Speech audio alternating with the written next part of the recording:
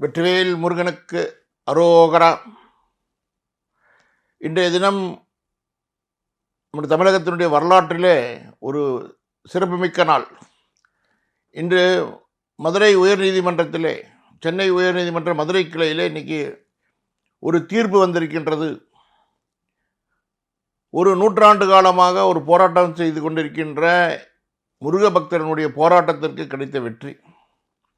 கடந்த 35 ஆண்டுகளாக ஹிந்து முன்னணி நடத்தி கொண்டிருக்கின்ற போராட்டத்திற்கு வெற்றி. முருகப்பெருமானின் முதற்படை வீடான திருப்பரங்குன்றத்திலே மலை உச்சியில் இருக்கின்ற தீபத்தூணில் தீபமேற்றலாம் என்று இன்றைக்கு தினம் ஒரு அற்புதமான தீர்ப்பு வந்திருக்கின்றது. இந்த தீர்ப்பை இந்து முன்னணி மனதார வரவேற்கின்றது. இந்துக்கள் அனைவரும் மிக மிக மகிழ்ச்சியோடு இருக்கின்றார்கள், சந்தோஷமாக இருக்கின்றார்கள். இத்தனை ஆண்டு காலம் போராட்டம் பண்ணி பல்வேறு வழக்குகள் நடந்து இந்த வழக்குகள்லாம் எதிர்கொண்டு இன்றைய தினம் இந்த வரலாற்று சிறப்புமிக்க தீர்ப்பு வந்திருக்கின்றது. மலை உச்சியில் தீபம் ஏற்றலாம், அதற்கு காவல்துறை உயரிய பாதுகாப்பு வழங்க வேண்டும் என்று நீதிமன்றம் கூறியுள்ளது. இந்த தீபம் ஏற்ற வேண்டும் என்பதற்காக பல 100 பேர், பல 1000 பேர், பல லட்சம் பேர் வேண்டியிருக்கின்றார்கள். பல 100 பேர் என்று சொன்னால் வழக்கு வாங்கியிருக்கிறார்கள்.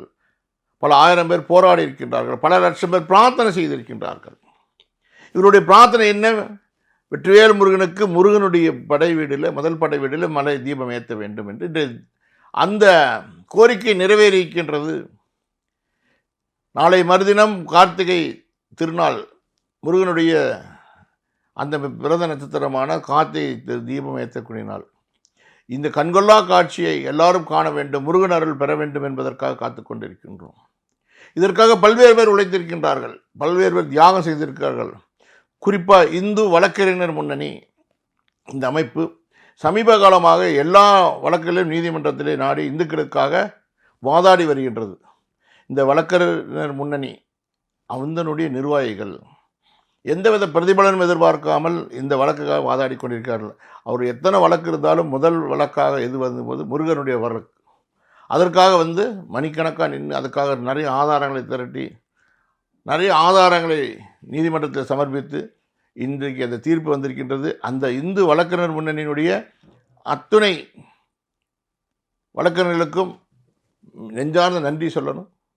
ஏன் என்று சொன்னால், நாம் நீதியை நம்புபவர்கள், தர்மத்தை நம்புபவர்கள். தர்மம் என்றுமே வெல்லும்.